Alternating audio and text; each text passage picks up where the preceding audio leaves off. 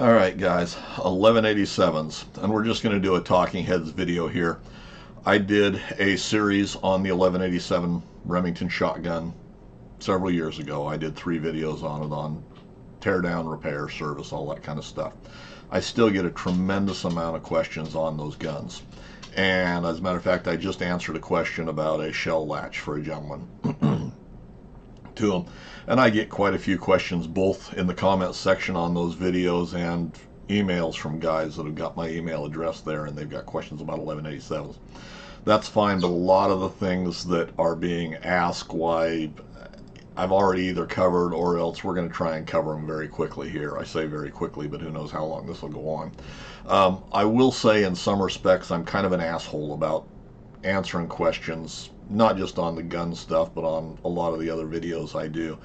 I'm more than happy to try and answer everybody's questions and take the time to do that. When I get somebody that gives me a request for information that comes across as being, you know, I got this problem, what's the answer? You know, when I come across it or receive it as being very blunt and, you know, I will probably either ignore that request for answers, or else I'll just delete the comment entirely. Some people apparently think that I'm obligated to take time out of my schedule to answer their questions, and I'm not quite that way. You know, we go back to this being a fun place for me. So anyway, I will go back and answer this guy about his shell latch, and I answered it in response to the video anyway, and I'll link those videos up here and up over here if you want to go back and look at them and review them. I don't know if I'm going to have too much new stuff to add to those videos, but maybe I can give a little more insight and maybe a little more up-to-date stuff. How does shell latch pop out? And he thinks that's part of the problem. Shell latches were originally staked into the side of the receiver in the right-hand side. If you're looking at them, normally you're looking at that from the bottom end, so it'd be in the left-hand side as you're looking at it. Those were staked in from the factory. Normally there's supposed to be 3 stake points on them. There are special tools to restake those, so if they popped loose, you need to find somebody that's got those tools and knows how to do that. There's a couple of different designs of staking tools. And you can't just use a center punch and stake them back in there. They're offset back in there, and there's a little bit of a trick to doing those sometimes. So you can't just go and stake them back in there. You're going to screw something up. So you need to find somebody that's qualified and knows what they're doing restaking those shell latches. Those shell latches do not have to be staked in place for the gun to properly function. Yes, they were designed to be staked in place, but they're retained by the trigger group and the trigger pins. So if they've popped out of position, it really is not a detrimental thing to the gun's operation. Things that will happen is the ear will break off of the shell latch and then they won't work. And the way a shell latch looks, and this is a poor description, but if we look at this would be the shell latch. They've got this little dog here that's on them, and we're looking at it kind of from straight on. These 2 pieces are offset. This upper pin is the one that will break off if you underuse, and they'll periodically break. It's not something that is real common, but I've replaced quite a few of them over the years. And this bottom one is retained by the side of the receiver. So if you've got one that's popped out, what has to happen is if I'm looking at the bottom of the receiver, if I'm looking inside the receiver from here, so I've got it laying on its side and I'm looking at the bottom, normally it'd be down here where you can see her in a vise, but if I'm looking at it with the it's in the left-hand side as I'm looking at it, or the bottom. If you take that shell latch, it goes like this. That bottom ear will slide down into that little captive place in the receiver, and then the back of it will sit down into its slot. And a lot of times if they have been staked originally and hasn't been removed or screwed up some way, they're kind of tough to go back in, but you can force them back down in there past the original staking, and they are spring loaded.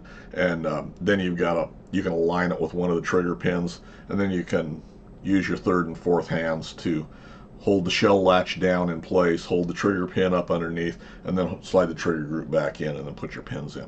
So that's the way that actually goes back together. So I hope that kind of answers that. But if it doesn't have both of those ears on the shell latch, why then you've got a broken, the ear's broken off. You're going to have to find a replacement shell latch for there. The other thing is, a very large portion of the questions I get is my gun jams. It it won't feed the shells. It feeds double shells. It won't eject. You know, it won't feed the second round after it's ejected the first one, or the, you know, whatever the case may be. 95% of the problems with those is ammunition related. It's not necessarily the gun needs to be clean, magazine tube needs to be clean and dry on the outside, need to have good O-ring in it, and all of those things. So those are factors. But the reality is probably 95% of the problems that I've seen with those guns over the years is it's ammunition related. And what's happened is the manufacturers in this day and age, since that gun's been discontinued, and it's not just with the 1187, there's several manufacturers' guns that have that same problem, and they all can. The problem is the ammunition has got so much cheaper in the way they manufacture it, and I relate it quite simply that they didn't put enough powder in the gun. So what's happening is that gun is short cycling on 99% of the stuff, and we're all trying to get the most economy we can out of our guns, so we're shooting the least expensive ammo that we can get away with. And a lot of the stuff that we're just playing with, why, is promo ammo that we're buying at the big box stores for, it used to be $5.99 a box, $4.99 a box, then it was $6.99 a box, and I don't know what it's up to now, $8 or $9 a box. But that ammo is so cheap that a lot of times it will not cycle these semi-automatic guns. Pump actions and single shot guns, you know, on the trap range, a lot of guys are shooting promo ammo. It's cheap and it doesn't work. You're shooting in a single shot or in a break action gun, and it will function just fine with those, same way with a pump action. But you try and put that same ammunition in a semi-automatic, and there's just not enough oomph in that powder a lot of times, or in that shell, to cycle the gun. So all of those things that we've listed can be related to that ammunition or a less expensive ammo. Now, some guns are going to be more sensitive. If you take a 3-inch gun, for example, you're probably not going to get it to cycle with that cheap ammo. You're probably going to have to be shooting a Magnum ammo. Guys will say, well, I'm hunting with it, I'm shooting steel shot, or I'm shooting a tungsten shot, and the gun is still jamming with me. Well, it may very well still be short cycling, because steel runs a lower pressure round. Even in the Magnum rounds, they don't build as much pressure as a lead round will. So, and it's just the nature of the beast. So a lot of those guns, you may have to up that ammo. A poor quality ammo will affect all of the things, and it's a timing issue. You change the timing of the gun, and if there's not enough oomph, why, any place along the cycling action of that gun, between when the round is fired, when it cycles back, ejects, and feeds the next round, can be caused by low-powered ammo, basically. The guys will say, well, it jams. Well, it's making it part way back. Maybe that empty case is making it out. Maybe it's not. Maybe it's come back just far enough to where there's not enough oomph to kick it out, but we've released the next shell, so it's dropping that other round in behind, and then you've got a round stuck in the top, you've got a round stuck in the carrier, and you're thinking this piece of crap gun is not working. And 95% of the time, it's the ammunition. So when you start having problems with that, you know, it may not even eject the round out of the chamber. There may not be enough oomph to even get the chamber back to get that empty case out. All of those are timing issues that can be related to the quality of the ammo or the power of the ammo.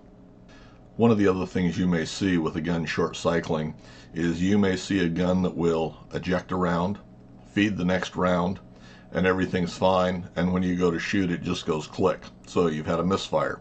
So guys will say, well, my gun's misfiring. Do I have a bad firing pin? No, that's still an indication your gun is short cycled. What has happened is it's cycled enough to eject the first shell, feed the next shell up, but that gun or that ammunition ran out of power before it got fully into battery. So even though the action closed on that round, it was not locked fully into battery. And even if you stop to take the time to look at it, you probably thought it was in battery. You pull the trigger, it goes click. What happened is it's gone far enough into battery that it's released the disconnector, so the hammer falls, and the hammer's got just enough inertia to finish dropping the bolt into position or locking it fully. But you've already used up all the energy. There was no energy left to ignite the shell. So another indication of short cycling. So hopefully that covers most of the things that can go afoul with you during that cycle time. But anyway, that's where we're at. If you got questions about that, you know, leave a comment for me. I'm more than happy to try and answer it, as long as it's a decently sounding comment. And I hope that answers a few of your questions. So anyway, comment, suggestions, leave them in the comment section below. And thanks for taking the time to watch, guys.